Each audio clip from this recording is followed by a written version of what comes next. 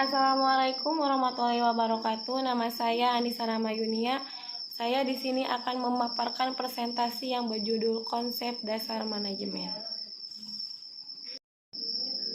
Manajemen, ilmu.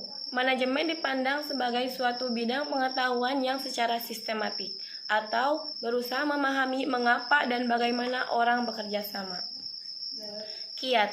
Manajemen mencapai melalui cara-cara dengan mengatur orang lain dalam menjalankan tugas. Profesi. Manajemen dilandasi oleh keahlian khusus untuk mencapai suatu prestasi manajer dan para profesional dituntun oleh suatu kode-kode etik. Manajemen merupakan suatu proses, sedangkan manajer diakitkan dengan aspek organisasi atau orang, struktur, tugas, teknologi, dan bagaimana mengaitkan aspek yang satu dengan yang lain, serta bagaimana mengaturnya sehingga tercapai tujuan. Manajemen sebagai ilmu. Pada mulanya manajemen belum dikatakan sebagai teori karena belum menjadi persyaratan. Setelah beberapa zaman, manajemen telah memenuhi persyaratan dengan serangkai teori-teori.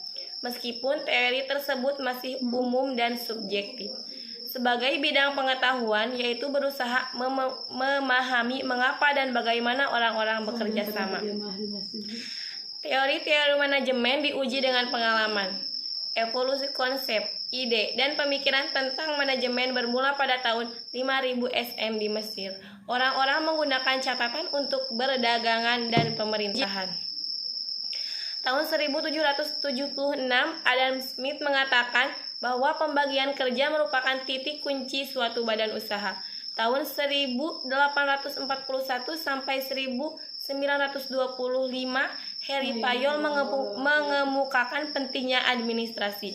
Gulich, manajemen menjadi ilmu jika teori-teorinya mampu menuntun manajer dengan memberi kejelasan bahwa apa yang harus dilakukan pada situasi tertentu dan memungkinkan karena meramalkan akibat-akibat dari tindakan-tindakannya. Manajemen sebagai kiat atau seni. Manajemen sebagai seni untuk melaksanakan pekerjaan melalui orang-orang. Atau Mary Parker Follett. Manajemen mencapai tujuan organisasi dengan cara mengatur orang lain. Manajemen sebagai seni membutuhkan 3 unsur. Menurut Harry M. Boettinger, 1. Pandangan, 2. Pengetahuan teknis, 3. Komunikasi. Manajemen sebagai suatu profesi. Profesi menuntut persyaratan tertentu, yaitu mempunyai berbagai kompetensi, diakui dan dihargai oleh masyarakat dan pemerintah, dan memiliki kode etik. Seorang profesional menurut Robert Ickhart harus memiliki kompetensi. 1. Konseptual, memahami organisasi sebagai suatu sistem. 2. Sosial, yaitu mengkoordinasikan semua kegiatan, bekerja dengan sama, memahami anggota sebagai individu. 3. Teknik, yaitu kemampuan menggunakan alat, prosedur, dan teknik bidang khusus. Fungsi-fungsi pokok manajemen. Planning, yaitu perencanaan. Organizing, yaitu pengorganisasian. Leading, yaitu kepemimpinan. Controlling, yaitu pengawasan. Dan planning, organizing, actuating, controlling, planning, organizing, staffing, motivating, dan controlling. Manajemen sebagai suatu profesi. Profesi menuntut persyaratan tertentu, yaitu mempunyai berbagai kompetensi, diakui dan dihargai oleh masyarakat dan pemerintah, dan memiliki kode etik.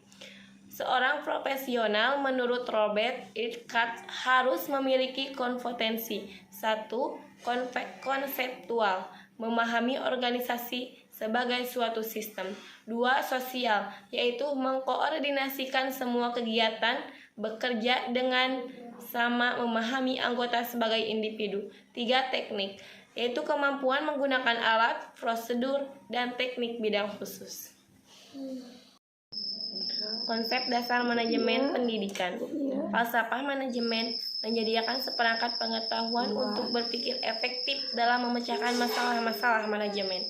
Teori manajemen mempunyai peran atau membantu menjelaskan perilaku organisasi yang berkaitan dengan motivasi, produktivitas, dan kepuasan. Karakteristik teori manajemen: 1. Mengacu pada pengalaman empirik. 2. Keterkaitan antar teori. 3. Mengakui adanya penolakan. Teori klasik yang tergolong paling tua adalah manajemen ilmiah dan diperolehi oleh Harry Fayol. Falsafah manajemen menyediakan seperangkat pengetahuan untuk berpikir efektif dalam memecahkan masalah-masalah manajemen. Teori manajemen mempunyai peran atau membantu menjelaskan perilaku organisasi yang berkaitan dengan motivasi, produktivitas, dan kepuasan. Karakteristik teori manajemen: 1. Mengacu pada pengalaman empirik. 2. Keterkaitan antar teori. 3. Mengakui adanya penolakan. Teori klasik yang tergolong paling tua adalah manajemen ilmiah, diperolehi oleh Harry Fayol. Sumber daya pendidikan yaitu manusia. Bagaimana manajer menyediakan tenaga, bakat, kreativitas, dan semangatnya bagi organisasi. Tugas terpenting dari suatu manajer yaitu menyeleksi, menempatkan, melatih, dan mengembangkan sumber daya manusia.